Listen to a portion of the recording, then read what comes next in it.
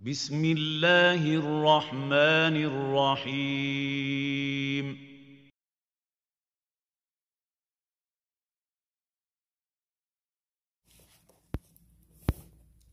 أعوذ بالله من الشيطان الرجيم. بسم الله الرحمن الرحيم. الحمد لله رب العالمين وبه نستعين في أمور الدنيا والدين والصلاة والسلام على رسول الله الأمين وعلى آله وصحبه الصديقين وبعد. السلام عليكم warahmatullahi wabarakatuh.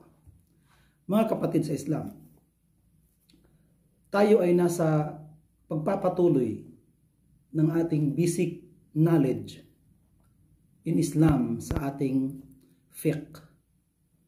Natapos natin ang nawaqidul wudu at ngayon insyaAllah ating tatalakayin ang ahkam, mga alituntunin tungkol sa pagpunas ng al-khaf o di kaya al-khuffain o di kaya al-khifaf at ang mga napasama na mga maari nating punasan. Opo mga kapatid, bigyan natin muna ng kahulugan kung ano ang ibig sabihin ng al-khuf. Sabi ng ating aklat, itong aklat na ito, Al-Mulakhasul Mufid fi ahkamil muslim al-jadid. Opo. Sinabi niya, ta'riful mash ala al-khuffaini athna al-wudu. Ito yung una. Al-khaffu huwa ma yulbasu ala rijli min jildin aw nahwihi wa jam'uhu khifafun wa yulhaqu bil khuffaini kullu ma yulbasu ala rijlaini min sufin wa nahwihi. Opo mga kapatid, sabi niya ang khaf ito ay ang sinusuot sa paa na mula sa balat ng hayop o di kaya maliban pa dito o iba pa dito. At ang plural, ang marami ng khaf ay khifaf. Wayulhaq at napapaloob sa hatol alituntunin ng khaf ang lahat ng isinusuot sa ating mga paa. Ito man ay mula sa suf. Suf, ibig sabihin yung tawag dito. Suf ay yung balahibo na sinusuot ngayon ng mga tao para hindi sila malamigan. O di kaya sa panahon natin ngayon, wa nahwihi, sa panahon natin ngayon ay yung tinatawag nating jawrab, jawrabain, o kung sa atin ay midyas. Wa yaqsidu bil mashi ala al khuffaini imrarul yad al mablula bil ma'i alayhima biniyati tatahhur. Ibig sabihin mga kapatid, ang nais o di kaya ang pakay sa ating pagpunas ay ang pagpapadaan ng ating dalawang kamay na ito o di kaya isang kamay na ito na basa ng tubig. Biniyati tatahhur, na ang ating pakay, ang ating layunin, ang ating intensyon ay ang pagdadalisay. Wa yasqutu anhu ghaslu ar-rijlain, at hindi mo na kailangang hugasan pa ang iyong mga paa. Hukom, ano ang hatol sa pagpunas sa dalawang khuffain, yung isinusuot natin sa paa? Ang hatol nito ay huwa rukhsatun minallahi subhanahu wa ta'ala. Ito ay rukhsah, lisensya, o di kaya pagpapagaan mula kay Allah subhanahu wa ta'ala, takhfifan minhu ala ibadihi. Pagpapagaan mula kay Allah subhanahu wa ta'ala para sa kanyang mga alipin. Daf'an lil haraji, upang sila ay maproteksyonan mula sa haraj paghihirap o kaya kahirapan. Wal masyaqqati anhum. Wa idha kana al-insanu labisan lil khuffaini kana al-mashu alayhima afdal min naz'ihima. Kaya kapag ang tao ay nakasuot na ng kanyang medyas o di kaya yung khuf o di kaya ano yung sinuot niya sa kanyang paa, pinakamainam para sa kanya na punasan niya ito kaysa sa kanya itong tanggalin.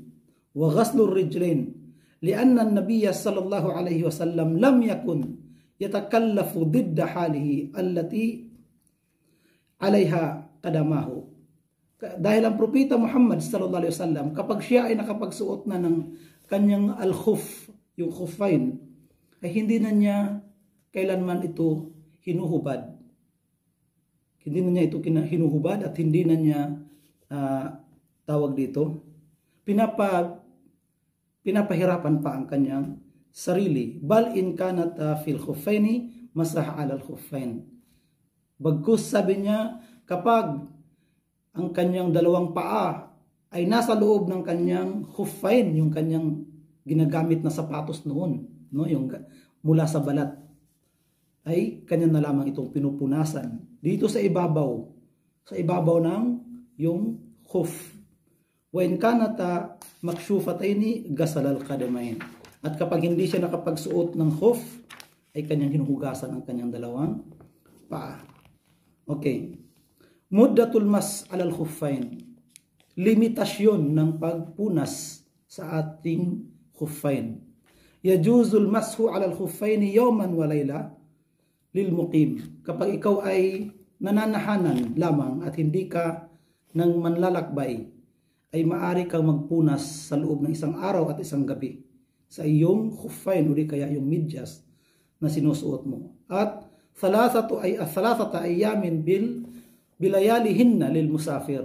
At para sa mga manlalakbay ay 3 araw at kasama dito ang kanyang mga gabi. Wa tabda'u muddatu al-mashi min al-hadathi ba'da lubsil khuffain. Opo. Sabi niya, magsisimula, sabi ng ating aklat na kinukuha dito, magsisimula yung pagmas alal khuffain. Opo, magsisimula yung pagmas alal khuffain kapag kung kailan tayo o kung kailan nasira yung ating wudu. Kung kailan nasira yung ating wudu, doon tayo magsimula magmas o di kaya bibilang. Opo, doon tayo magsimula bibilang ng ating mas alal khuffain. Yun ang sabi ng ating aklat. Titingnan natin dito sa sinabi ni Sheikh Salih Al-Fawzan rahimahullah. Opo, tingnan natin dito kasi gusto nating malaman ang katotohanan, no? Sabi niya dito, wa tabda'u muddatul mashi min al-hadathi ba'da lubsil khuffain ala tahara. So, kapag nasira yung ating wudu at kailangan natin magsagawa syempre ng wudu, so doon magsisimula yung ating mudda. Doon tayo magsisimula magbilang. Okay. Wa tantahi ba'da yawmin wa layla. At matatapos ito ng isang gabi at isang araw. Okay, isang araw at isang gabi. Ay 24 sa'a. 24 hours. Bin nisbati lil muqim, para sa mga nananahanan. Wa ba'da 3 ayyam wa layalihinna. At matatapos ito sa 3 araw at 3 gabi para sa isang manlalakbay. Ibig sabihin ito ay 72 sa'a.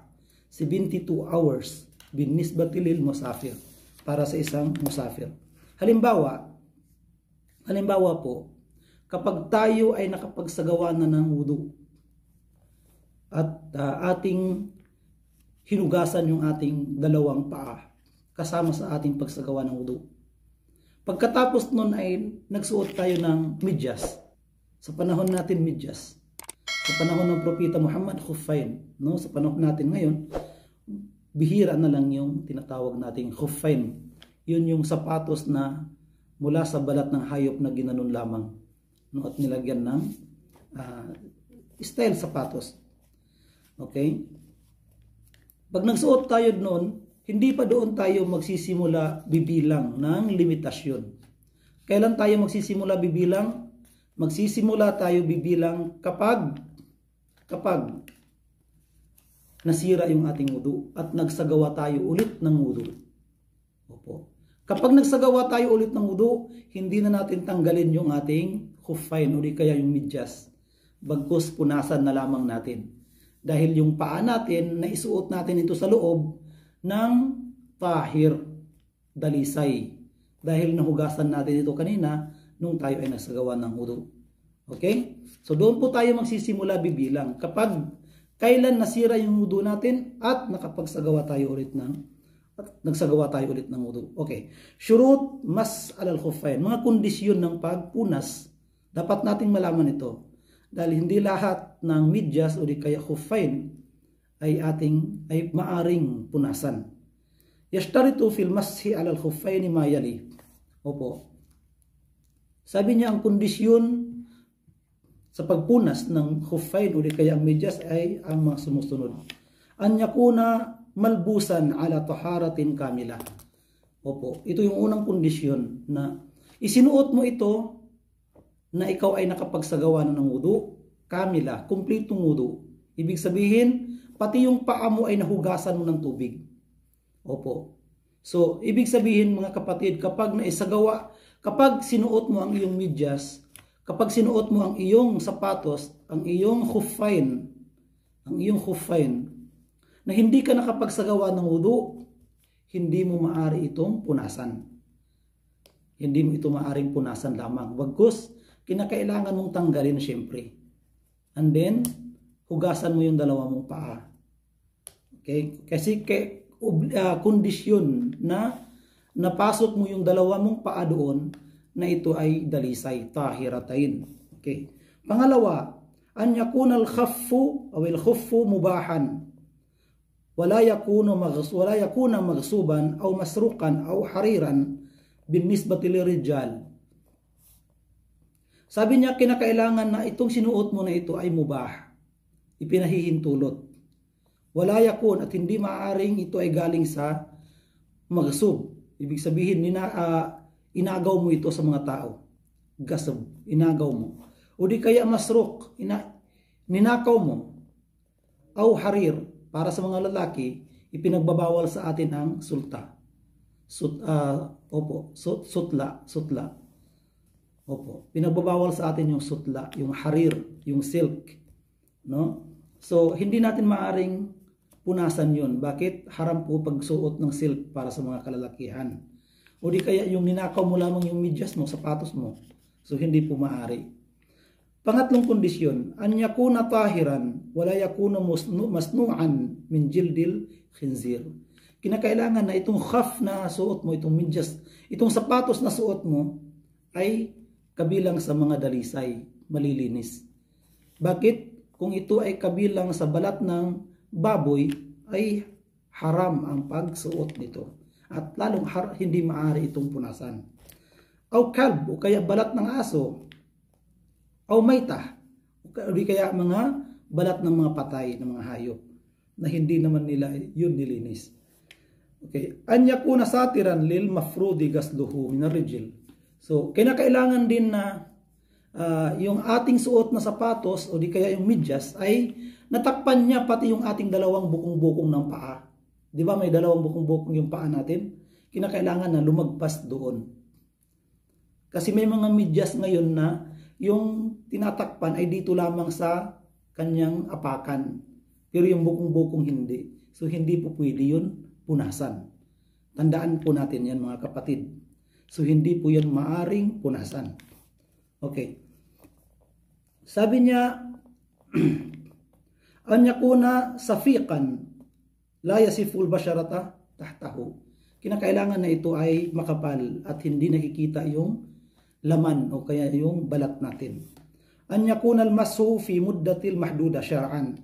So kinakailangan din na yung mas natin ay nasa tamang limitasyon pa na ibinigay ng ating relihiyong Islam. Okay. Paano? Sunod. Paano magpunas? Al-mahallul mashru'u masuhu huwa dhahirul khaf duna asfalihi. So, Ang pinupunasan lamang natin mga kapatid, yung zahir, yung sa ibabaw ng ating khaf, at hindi kabilang yung sa ilalim, yung sa ating ginagamit pag-apak. Okay, yung ginagamit natin pag-apak na paa, hindi kabilang doon. Bagkus, ang pinupunasan lamang ay ito at saka ito. Kanan and then kaliwa. Okay? At walang problema, no? Ila awwal saqihi wa yamsahu rijl yumna bil yad al yumna wal rijl al yusra bil yad al yusra marra wahida wa la yukarriru al mas.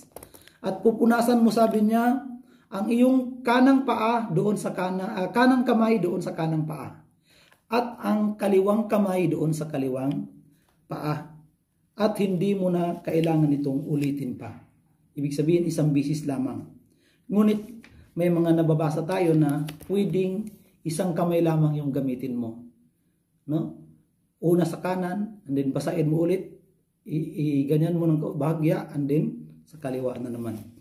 Ano po ba ang mga nakakasira ng khuffain, ng ating pagpunas sa ating khuffain?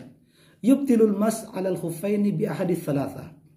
Mapipinsala, masisira ang ating pagpunas sa ating khuffain o di kaya yung medyas ng isa sa tatlong ito. Una, idha wujida ma yujabul ghusl kal ihtilam wa ghayru. Suot-suot mo yung medyas mo, and then nagkaroon ka ng ihtilam, with dreams, o di kaya nagtalik kayo ng asawa mo.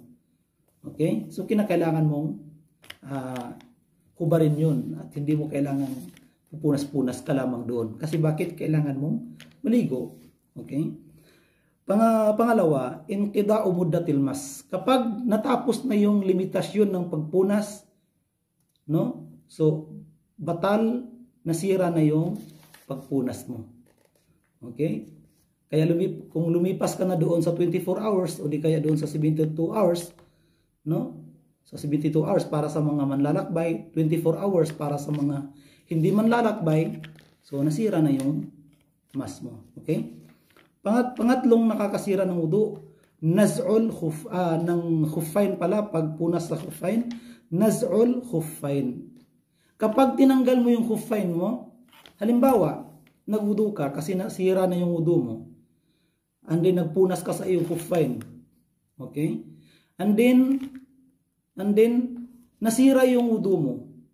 Nasira mo yung wudu mo, and then natanggal mo ng hindi sinasadya o di kaya pasadya ang iyong medyas o di kaya yung khuffain. So hindi mo na yung pwedeng isuot ulit and then pupunasan mo lang sa ibabaw. Hindi na po pwede. Kasi bakit? Natanggal mo na siya sa iyong paa. Okay? Okay. Yun po yung mas alal khuffain, mga kapatid sa Islam. Isasali na natin dito yung mas alal jabira. Alam mo po yung jabira, yung binalot ng bindahi.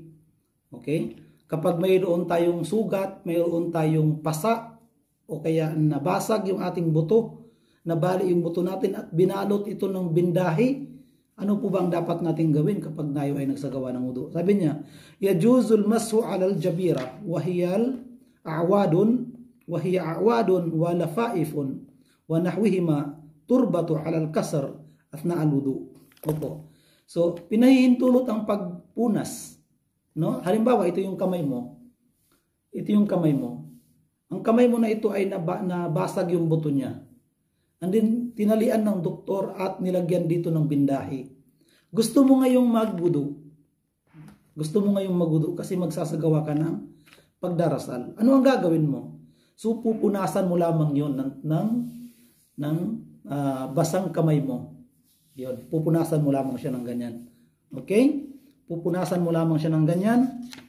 At yun ay pinahihintulot na at pwede ka na magsagawa ng pagdarasal. So, itong bindahi na itinali sa iyo, ibinalot sa iyong bahagi ng katawan na kailangang basain sana ng wudu, no? Ay wala pong natatanging limitasyon para dito. Hindi katulad ng mas alal khuffain na may natatanging limitasyon. Pero dito wala. Hanggang nananatili yung bindahi sa iyong kamay o di kaya sa iyong paa, no? Lalong-lalo na yung sinisiminto yung kanilang paa. dahil sa na ano ito na tapilok o di kaya na basag yung kanyang buto, ay walang limitasyon po yun, no? Habang nandoon sa paa mo yun, pinahihintulutan kang punasan lamang yun. Kahit pa nagkaroon ka ng tinatawag nating pagtatalik sa asawa, na kailangan mo sanang maligo at mabasa ang lahat ng iyong paa, lahat ng iyong katawan. Ngunit dahil mayroon iyon, pinahihintulutan kang punasan lamang yun. Pinahihintulutan kang punasan lamang yun. So yun po mga kapatid ang ating mas'al al-khuffain. Opo. And then ang isusunod natin inshallah ay ang tungkol sa mga gusol. Inshallah. And then papasok na tayo sa tinatawag na pagdarasal. Maraming salamat po. Huwag niyo po sanang kaligtaan i-subscribe ang aming YouTube channel, i-like, and then i-share ito at anyayahan ang inyong mga kakilala, kasama, kamag-anak, kapatid at sino man na mag-subscribe sa aming YouTube channel bilang pagsuporta sa aming YouTube da'wah. Ang channel na ito ay hindi lamang pambalik Islam, bagkus ito ay bukas sa lahat ng mga Muslim. Born Muslim ka man o balik Islam, ay welcome ka dito dahil tinatalakay natin dito ang mga basic knowledge sa ating relihiyong Islam. Maraming salamat, patnubayan nawa tayo ni Allah subhanahu wa ta'ala. Ihiling natin ang kanyang palaging gabay sa atin hanggang tayo bawian ng buhay. Assalamualaikum warahmatullahi wabarakatuh.